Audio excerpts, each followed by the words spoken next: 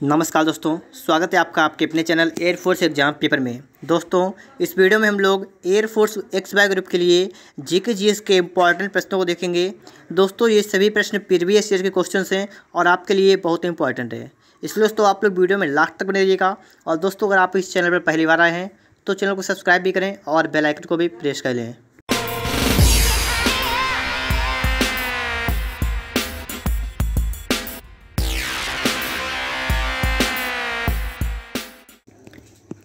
देखिए question number 1 क्या कह रहा है। बंगाल से किस स्वतंत्रता सेनानी का 18 साल की उम्र में निधन हो गया? तो किसका निधन हो गया था? खुदीराम बोस का। ठीक है, खुदीराम बोस। दोस्तों, यहाँ पर आप एक बात और याद करिएगा, खुदीराम बोस का जन्म कब हुआ था? ठीक है, तो देखिए क्या हुआ था, 23 दिसंबर और 1889 को इनका जन्म हुआ था। मृत्यु कब हुई थी? तो मृत्यु हुई थी 11 अगस्त और 1908 को। ठीक है, तो आप यहाँ पर समझ सकते हैं कि 3 दिसंबर 1889 को इनका जन्म हुआ था और 11 अगस्त 1908 को इनकी मृत्यु हुई थी। तो 18 साल की उम्र में इनकी निधन जो है इनका हो गया था। ठीक है, क्या नाम इनका है? खुदीराम बोस। याद कर लीजिएगा आप लोग अच्छे तरीके से। देखिए दोस्तों, इसके बाद में आपके लिए आ चुका है अगला क्वेश्चन। देखिएगा यहाँ पर। ठीक है, यहाँ पर अगर आप देखेंगे तो यहाँ पर क्वेश्चन है, स्वतंत्रता आंदोलन के दौरान सुभाष चंद्र बोस ने भारतीय राष्ट्रीय, और आपसे यहाँ पूछा गया है, को नया रूप दिया। तो किसे नया रूप दिया था? तो दिया था सेना को। ठीक है, आर्मी को, इंडियन नेशनल आर्मी, INA कहते हैं इसे शॉर्टकट में। ठीक है, तो अगर आपसे पूछा जाए कि INA को नया रूप किसने दिया था, तो सुभाष चंद्र बोस ने इसको दिया था। ठीक है, सुभाष चंद्र बोस। इसके बाद दोस्तों आप लोग एक बात और याद करिएगा यहाँ पर कि सुभाष चंद्र बोस ने भारतीय राष्ट्रीय सेना को नया रूप दिया 1942 में। ठीक है, 1942 में दिया था। तो आप एक बात यहाँ से और कन्फर्म कर लीजिएगा। आगे देखिए, इसके बाद में अगला प्रश्न देखिएगा। अगला प्रश्न क्या है, लिखा हुआ है दोस्तों यहाँ पर, किसने हर आँख से हर आंसू पोंछना अपना अंतिम लक्ष्य घोषित किया था? ठीक है, हर आँख से हर आंसू पोंछना, ये किसका अंतिम लक्ष्य था? जवाहरलाल नेहरू का। ठीक है, भारत के प्रथम प्रधानमंत्री थे जवाहरलाल नेहरू, तो उनका यही लक्ष्य था कि हर आँख से हर आंसू पोंछना। अगर मान लीजिए कोई कहे आपसे कि ये किसका नारा है, तो अभी आप बताएंगे कि पंडित जवाहरलाल नेहरू जी का ये नारा है। आगे देखेंगे दोस्तों, अगला प्रश्न क्या कह रहा है आपसे है, गांधी जी ने असहयोग आंदोलन की शुरुआत किस वर्ष करी थी? ठीक है, तो आपसे यहाँ पूछा गया है असहयोग आंदोलन की स्टार्टिंग कब हुई थी? तो 1920 में हुई थी, अगस्त में। एक बात आप ध्यान याद करिएगा, अगस्त 1920 में हुई थी असहयोग आंदोलन की शुरुआत। आगे देखिए, अगला प्रश्न दोस्तों आपके लिए यहाँ पर आ चुका है, भारत में बायोग्राफिकल जोन की संख्या कितनी है? बायोग्राफिकल जोन आपसे यहाँ पर पूछा गया है, तो इसकी संख्या कितनी है? 10। ठीक है, 10। आगे देखिए, अगला प्रश्न दोस्तों यहाँ पर देख लीजिएगा आप लोग, यहाँ पर अच्छी तरीके से देखिएगा, पृथ्वी अपनी धुरी पर किस दिशा में घूमती है? पृथ्वी अपनी धुरी पर किस दिशा में घूमती है? पश्चिम से पूर्व की ओर घूमती है। ठीक है, कहाँ से घूमती है? वेस्ट टू ईस्ट, पश्चिम से पूर्व की ओर घूमती है। अब दोस्तों यहीं पर आपसे दो प्रश्न और बनेंगे। पहला प्रश्न आपसे ये बनेगा, पृथ्वी अपने अक्ष पर कितने डिग्री झुकी हुई है? ठीक है, कितने डिग्री झुकी है? तो झुकी कितना है? 23.5 अंश। ठीक है, इसे याद करेगा आप लोग, पृथ्वी अपने अक्ष पर 23.5 डिग्री झुकी हुई है। अगर आपसे पूछा है पृथ्वी अपने अक्ष पर कितना कोण बनाती है, तो कितना बनाती है? 66.5 डिग्री का क्या बनाती है? कोण। तो आप ये दोनों प्रश्न याद रखिएगा, दोनों प्रश्न आपके लिए इंपॉर्टेंट है।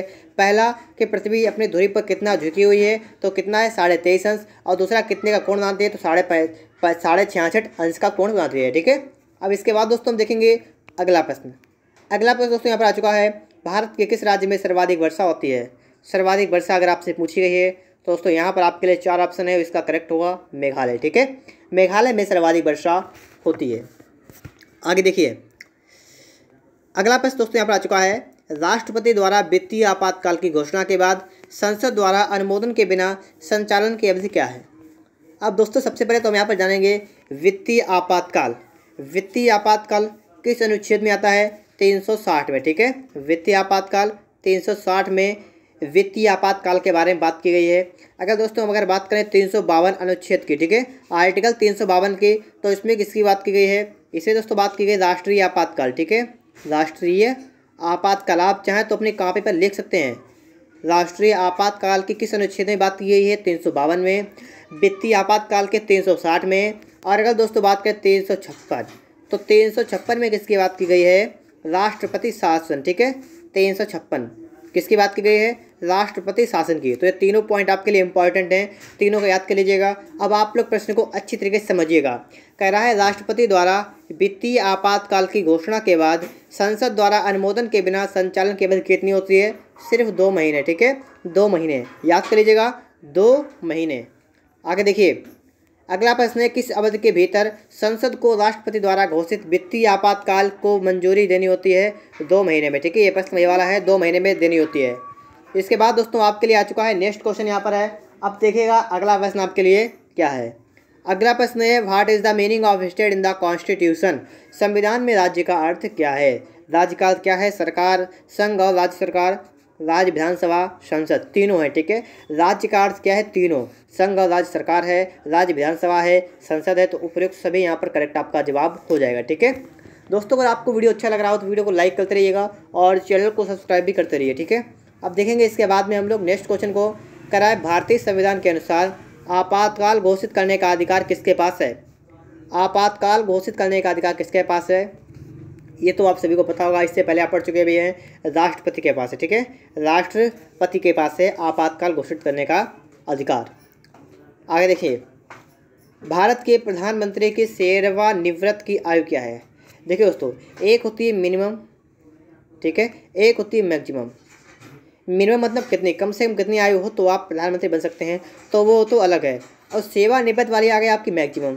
ठीक है, अधिकतम कितनी आयु पर रिटायरमेंट होता है, बात यहाँ पर रिटायरमेंट वाली की गई है। तो दोस्तों अगर आपसे बात करें प्राइम मिनिस्टर की, ठीक है, प्रधानमंत्री की, प्रेसिडेंट की मतलब राष्ट्रपति की, ठीक है, विधायक की बात की जाए, ठीक है, विधायक, और दोस्तों अगर आप कहा जाए विधानसभा का सदस्य हो, लोकसभा का सदस्य हो, राज्यसभा का सदस्य हो, इनमें से किसी का भी सदस्य है, चाहे राष्ट्रपति हो चाहे उपराष्ट्रपति हो, ठीक है, तो इनका जो है सेवानिवृत्त जो होता है उसकी कोई आयु नहीं होती है। ठीक है, सेवानिवृत्त की कोई आयु नहीं होती है, तो यहाँ पर कोई सीमा नहीं। ठीक है, न्यूनतम तो होती है लेकिन अधिकतम कोई सीमा नहीं होती है, मतलब जीवन पर्यंत। आगे देखेंगे हम लोग नेक्स्ट क्वेश्चन। यहाँ पर दोस्तों अगर देखेंगे लिखा है सशस्त्र बलों के प्रशासनिक और परिचालन नियंत्रण का उपयोग किसके द्वारा किया जाता है? सशस्त्र बलों के प्रशासनिक और परिचालन नियंत्रण, और इसका उपयोग किसके द्वारा होता है? रक्षा मंत्रालय के द्वारा। ठीक है, रक्षा मंत्रालय के द्वारा। सभी प्रश्न दोस्तों प्रीवियस ईयर के प्रश्न आपके लिए इंपॉर्टेंट है। ठीक है, तो आप वीडियो को देखते रहिएगा फटाफट से। अगला है केंद्र सरकार में राज्य मंत्री की स्थिति क्या होती है? राज्य मंत्री क्या होता है? दोस्तों यहाँ पर होगा राज्य मंत्री केंद्र सरकार के मंत्री हैं, मतलब वह मंत्री होता है वो केंद्र सरकार का मंत्री तो होता है लेकिन मंत्रिमंडल का सदस्य नहीं होता है। ठीक है, केंद्र सरकार का मंत्री तो होता है लेकिन मंत्रिमंडल का सदस्य जो है नहीं होता है। आगे देखेंगे दोस्तों हम लोग नेक्स्ट क्वेश्चन आपके लिए यहाँ पर आ चुका है, गिरनार पहाड़ियाँ कहाँ पर स्थित हैं? अब दोस्तों आपसे पूछा गया है गिरनार पहाड़ियाँ कहाँ पर स्थित हैं, तो कहाँ पर हैं? गुजरात में है। ठीक है, Gujarat, option B is the right answer, Gujarat. इसके बाद दोस्तों देखिएगा अगला प्रश्न क्या कह रहा है, निम्नलिखित में से किस राज्य की सीमा पाकिस्तान की सीमा से नहीं मिलती है?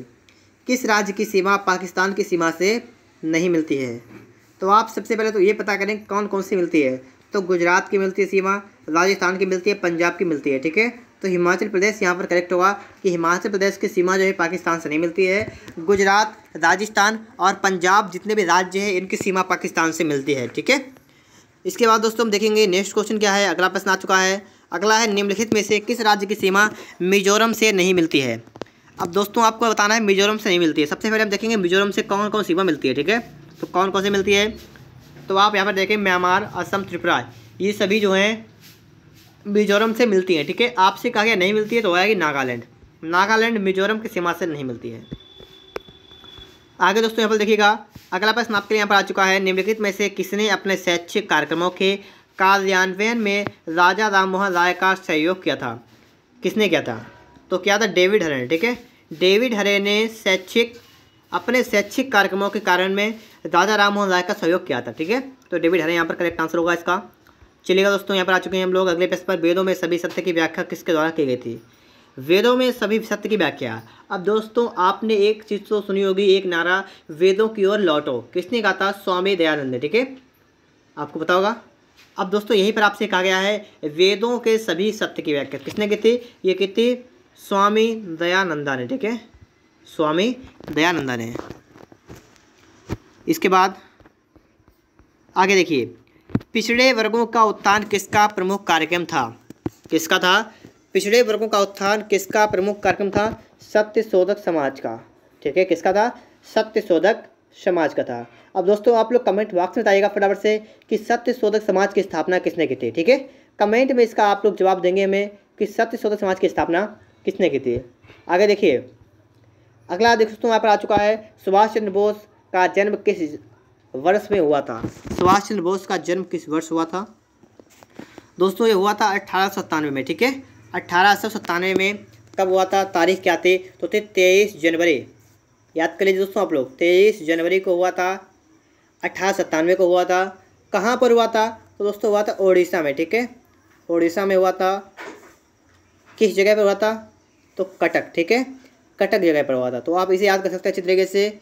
अगर कोई आपसे पूछ ले कि सुभाष चंद्र बोस का जन्म कब हुआ था, तो 1897 में हुआ था। ठीक है, शिवाला का 1897 में हुआ था। कहाँ पर हुआ था? तो उड़ीसा कटक में हुआ था। तारीख क्या थी? 23 जनवरी। बिल्कुल डिटेल्स तो मैंने आपको यहाँ बता दिया है, इससे ज़्यादा आपको डिटेल बताने की जरूरत नहीं यहाँ पर है। आगे देखेंगे हम लोग, नेक्स्ट गेटवे ऑफ इंडिया का निर्माण किसने किया था? एक दोस्तों आपका है गेटवे ऑफ इंडिया, एक दोस्तों आगे कौन सा है? एक आपका है इंडिया गेट। अब इनमें क्या अंतर है? गेटवे ऑफ इंडिया कहाँ पर है? ये दोस्तों है मुंबई में। ठीक है, मुंबई में है। इंडिया गेट कहाँ पर है? दिल्ली में है।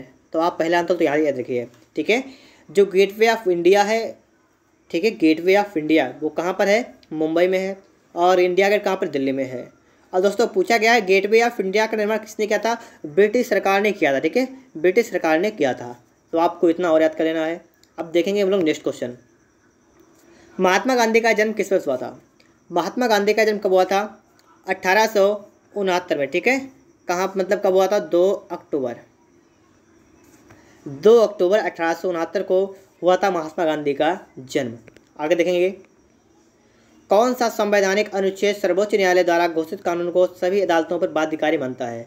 इसका मतलब दोस्तों ये हुआ कि सर्वोच्च न्यायालय अगर कोई कानून बनाएगा तो उसे सभी अदालतें जो है उससे लागू करेंगे। ठीक है, आप यहाँ बात समझिएगा, सर्वोच्च न्यायालय अगर किसी को कानून बनाएगा कोई सा भी तो सभी अदालतों पर लागू होगा। तो ये किस अनुच्छेद में कहा गया है? अनुच्छेद 141 में। ठीक है, अनुच्छेद 141 के इसके बारे में बताया गया है। आगे देखिएगा, अगला आपका है लास्ट क्वेश्चन दोस्तों, यहाँ पर आपका लिखा हुआ है, निम्नलिखित में से किस संवैधानिक अनुच्छेद के तहत सिविल और न्यायिक प्राधिकरणों को सर्वोच्च न्यायालय की सहायता में कार्य करना होता है? तो कौन से अनुच्छेद में कहा गया है? अनुच्छेद 144 में। ठीक है, इसे भी याद करिएगा, सिविल और न्यायिक प्राधिकरणों को सर्वोच्च न्यायालय की सहायता में कार्य करना होता है। 144 अनुच्छेद में ये बात कही गई है। दोस्तों यहाँ पर दोस्तों मैंने आपको बताए 25 क्वेश्चन। ठीक है, अगर आपको वीडियो अच्छा लगा है तो वीडियो को लाइक कर दीजिएगा। दोस्तों ये सभी प्रश्न आपके लिए बहुत इंपॉर्टेंट थे, इसलिए दोस्तों आपके लिए वीडियो बनाई गई। ठीक है दोस्तों, उम्मीद करता हूँ आप सभी को ये वीडियो अच्छा लगा होगा। वीडियो को लाइक करिएगा और दोस्तों हमारे चैनल को सब्सक्राइब भी कर लीजिएगा। और दोस्तों अगर आपको अच्छी तरीके से मैथ पढ़नी है चैप्टर वाइज, दोस्तों हमारा दूसरा चैनल है ट्रिकी नंबर 1। ठीक है दोस्तों, उसका लिंक आपको डिस्क्रिप्शन बॉक्स में मिलेगा, वहाँ पर आप लोग जाइएगा और उस चैनल पर जाइएगा दोस्तों, आप लोग वहाँ से अच्छे तरीके से मैथ को भी सीख लीजिएगा।